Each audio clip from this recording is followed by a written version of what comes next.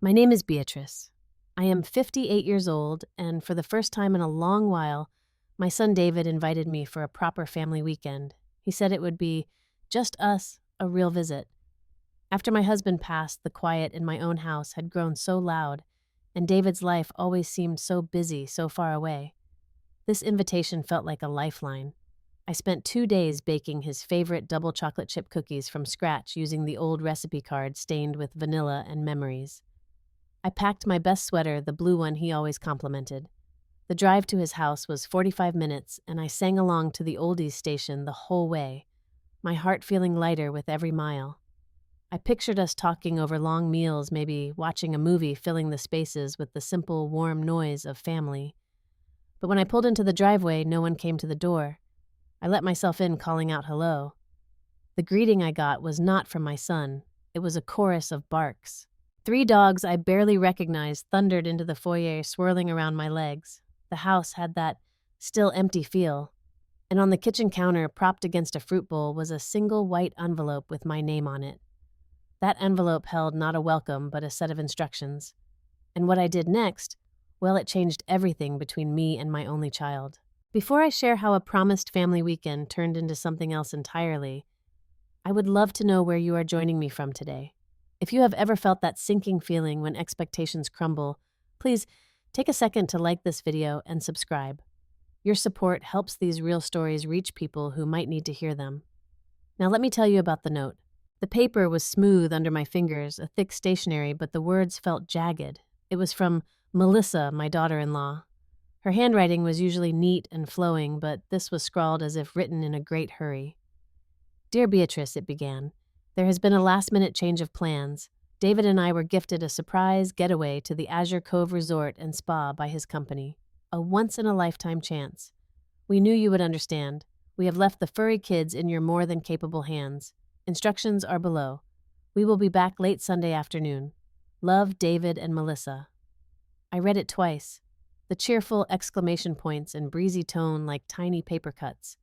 I looked at the detailed list, taped neatly beside the note. It was a spreadsheet, really. Thor, Loki, Freya. 2 walks a day, at least 20 minutes each. Specific food amounts measured in cups. Loki needs his arthritis medication crushed into a tablespoon of wet food at 7 a.m. and 7 p.m. sharp. Shadow, the cat, must stay indoors at all costs. Misty will hide under the master bed. Do not be alarmed. The trash must go out Wednesday night. The plants need a 1/4 cup of water each. My vision blurred slightly around the edges. I placed the note down carefully on the cold granite as if it were a fragile and dangerous object. The promised us had evaporated into thin air. The smell of my double chocolate chip cookies, still warm in the tin next to my small suitcase, suddenly seemed foolish. A relic from a different, more hopeful timeline. The dogs, a large and serious-looking German shepherd, a wiggly black and white border collie mix, and a slow-moving, sweet-faced old Labrador, now stared at me, their tails tentatively wagging.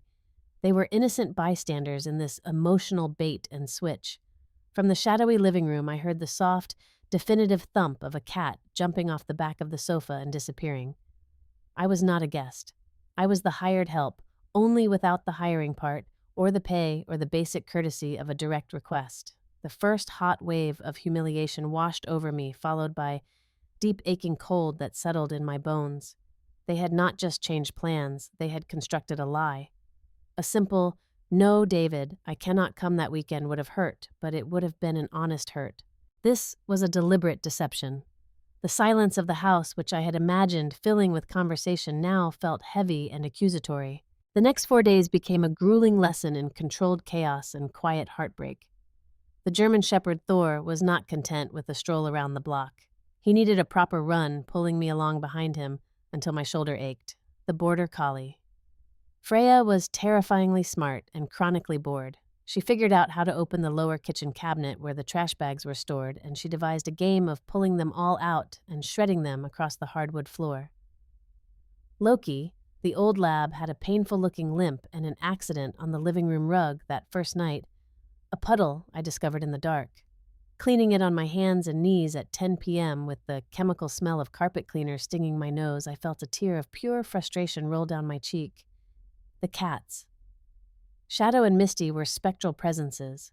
I would catch a glimpse of glowing eyes from the top of the bookshelf or see the twitch of a tail under the bedskirt. They did not want my company. The house itself felt like a museum exhibit titled The Rush of Departure. A large, expensive-looking suitcase stood gaping open in the hallway, spilling out a pair of David's fancy sandals and a crumpled resort logo shirt. Unwashed coffee mugs and breakfast bowls sat stacked in the kitchen sink. In my growing resentment, I made a conscious decision. I would not clean their mess. My moral obligation as I saw it was to the living creatures. I fed, walked medicated, and scooped litter with meticulous, almost fierce care. I brushed Loki's thick coat. I played fetch with Freya in the backyard until she panted happily. But I left their scattered, abandoned life exactly where it was. Their clutter became a daily reminder of their absence. On the second afternoon, desperate for a glimpse of normal human interaction, I took all 3 dogs for a long walk around the neighborhood. My neighbor, a kind woman named Ramona, who always had the most beautiful roses, was out watering them. She waved as we approached. "Oh, Beatrice," she called out, her voice friendly. "How nice you are here. The dogs must be so happy to have company." I forced a smile, tightening my grip on the 3 tangled leashes. "Just helping out while David and Melissa are away." Ramona nodded, her face softening with a sympathy that made my throat tighten. "Well, it is good they finally took that trip. Melissa was so excited planning it, she showed me the brochures weeks ago when we were having coffee." She must have seen my expression freeze, the smile slipping from my face. Her own eyes widened slightly, and she quickly added, "Oh, but maybe it was a surprise for David. You know how these things are. Have a nice day, dear." She turned back to her roses, leaving me standing on the sidewalk. Weeks ago. The words echoed in my head, drowning out the sound of the dogs panting. It was not a last-minute corporate gift. It was a planned, researched, eagerly anticipated vacation. I had been the last-minute part of the plan, the convenient solution penciled in to make their leisure possible. That evening, after the final round of medications and walks, I saw a corner of glossy paper peeking out from under the coffee table. I bent and pulled it free. It was the Azure Cove Resort brochure. Luxurious suites overlooking the ocean, infinity pools sparkling under a painted sky, couples enjoying spa treatments and sunset cocktails. Paper-clipped to the back was a printed email confirmation. "Thank you for your booking, Mr. and Mrs. David Miller." The dates were for the exact days I was currently standing in their quiet, messy house, smelling of dog and disappointment. The confirmation timestamp was from over 5 weeks prior.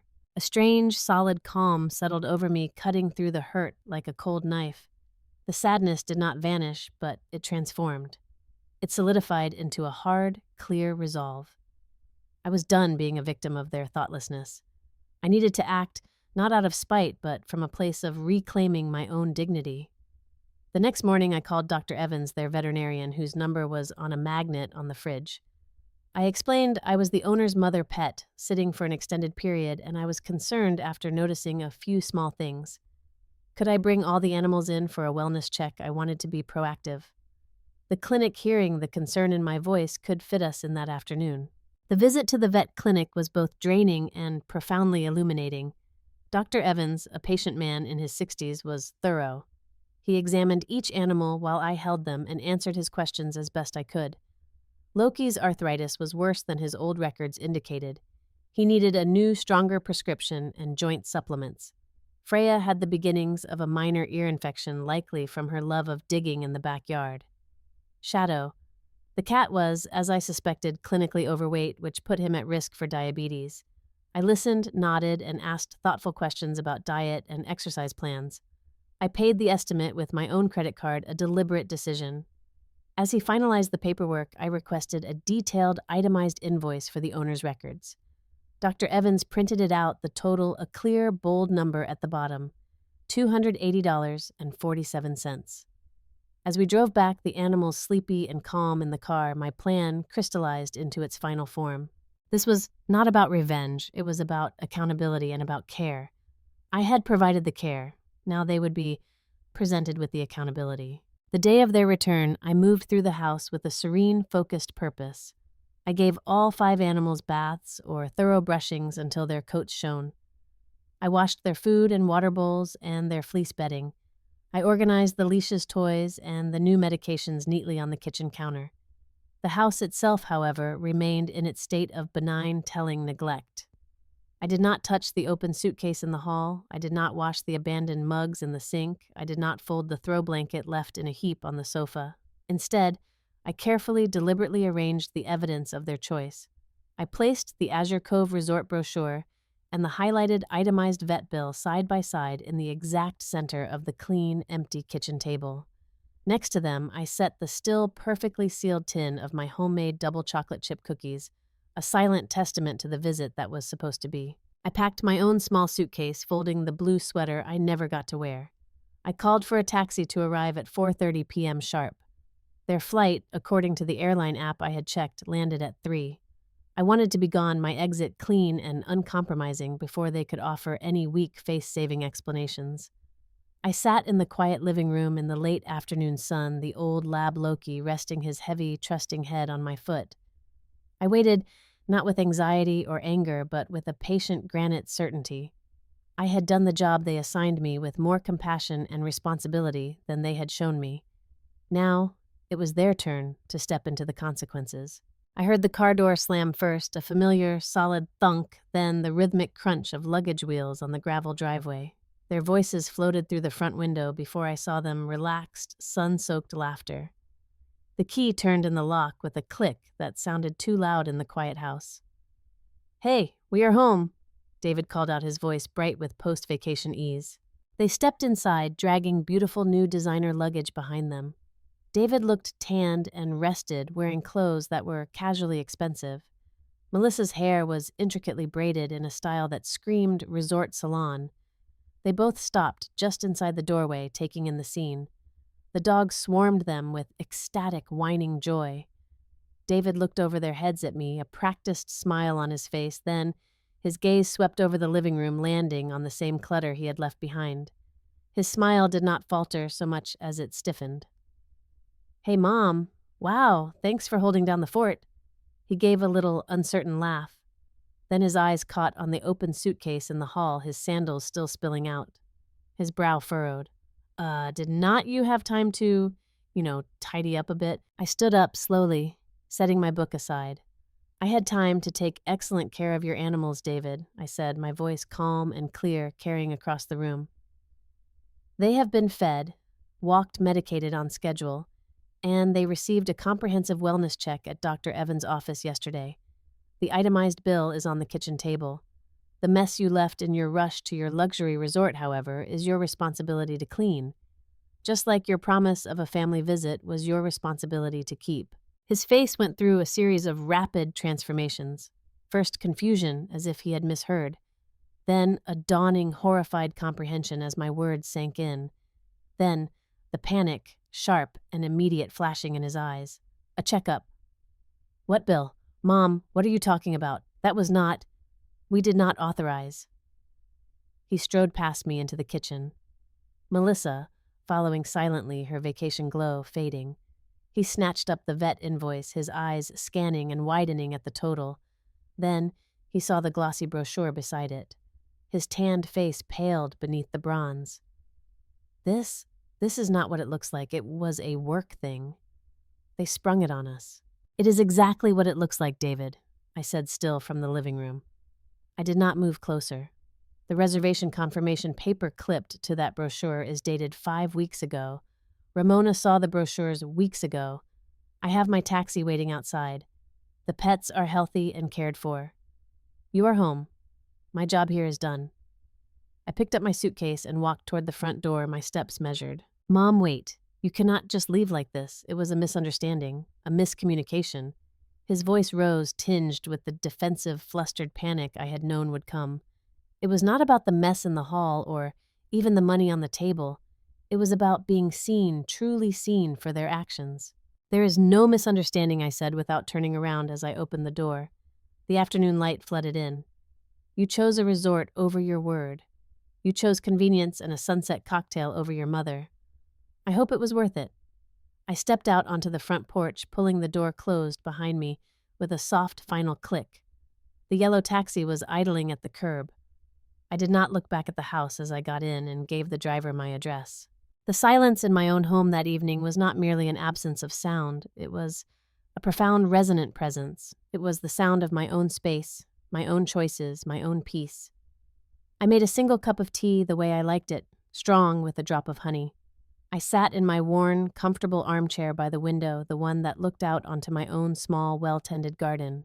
The anger had burned itself out, replaced by a weary, deep sadness and an unshakable firmness in my core. I had drawn a line. It felt terrifying and right. I took out my phone. I composed a single text message to David, laboring over each word to ensure it was clear, calm, and unassailable. The vet bill is $280.47. I am happy you had a relaxing trip. I will be taking a step back for a while. I love you, but I will not be treated as a convenience. I pressed send.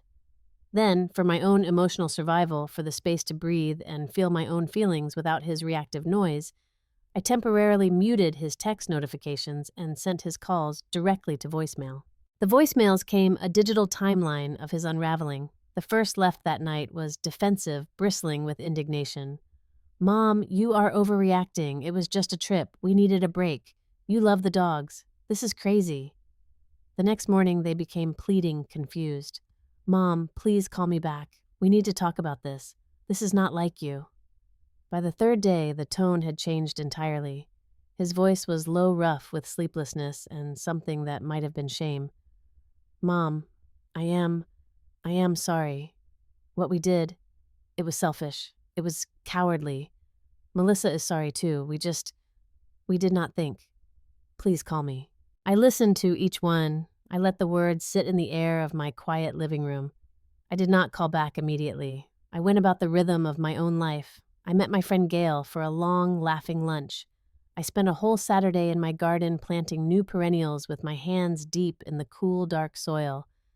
I read a novel from beginning to end in 2 days, something I had not done in years. I allowed myself to feel the fullness and sufficiency of my own company. I was not waiting for his apology to restart my life. That realization that I was whole without his validation was the most liberating part of it all. After a full week, I unmuted his number. I did not call. I simply allowed the possibility of contact to exist again. 2 days later, on a Saturday morning when the rain was misting against the windows, my doorbell rang. I knew who it would be. I opened the door to find David standing alone on my porch, looking like a man who had lost his map. He was not tanned anymore. He looked exhausted, his shoulders slumped. In his hands, he held a lopsided store-bought apple pie in a disposable tin and a plain white envelope. He came in awkwardly, wiping his feet too many times. I made tea the same blend. We sat at my small kitchen table, the one where we had shared so many real, messy, happy meals when he was growing up. He pushed the envelope toward me. His hands were trembling slightly. "It is for the vet bill. And extra. For your time and for the gas and for the cookies you baked. I am so sorry, Mom." The words hung in the air, simple and heavy. He did not launch into elaborate excuses. He told me they had booked the trip months ago as a reward to themselves after a string of difficult projects at work.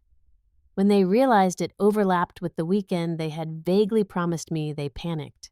Canceling felt like a punishment they did not deserve. "You were the easiest solution," he admitted, his eyes on his teacup, unable to meet my gaze. "We told ourselves you would love having quiet time with the animals. We told ourselves you were always offering to help.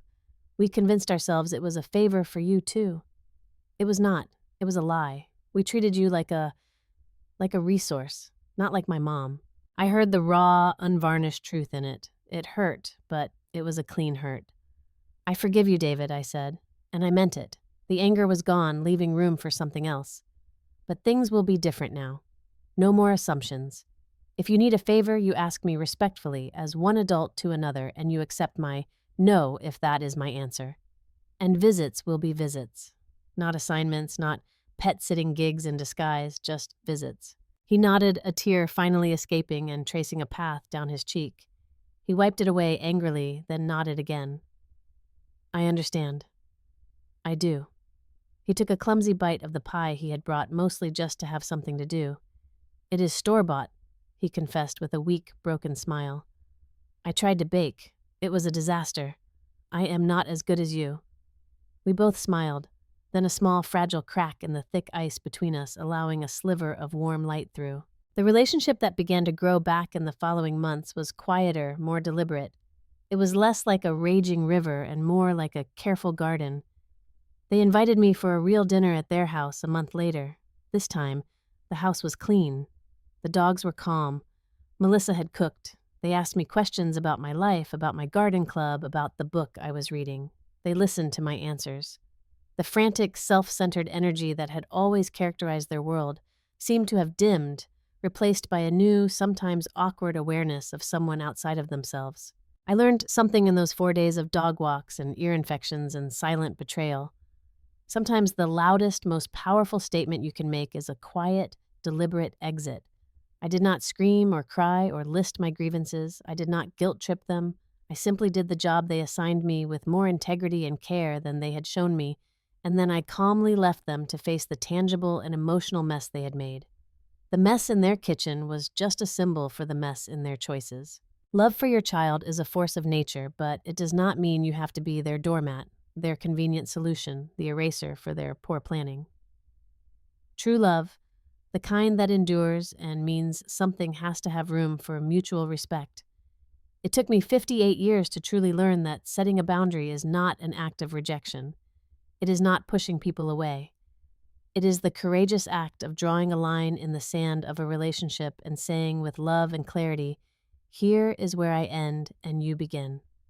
Cross this line with care, with respect, or do not cross it at all. My home is quiet again, but now the quiet is a companion, not a sentence. I tend my garden and watch the seasons change. I enjoy the simple pleasure of my own company, the freedom of my own schedule. My son and I talk now with a new, hesitant honesty between us. It is not perfect. It may never be the easy, unthinking relationship I once fantasized about, but it is real. It is built on truth instead of convenient fiction.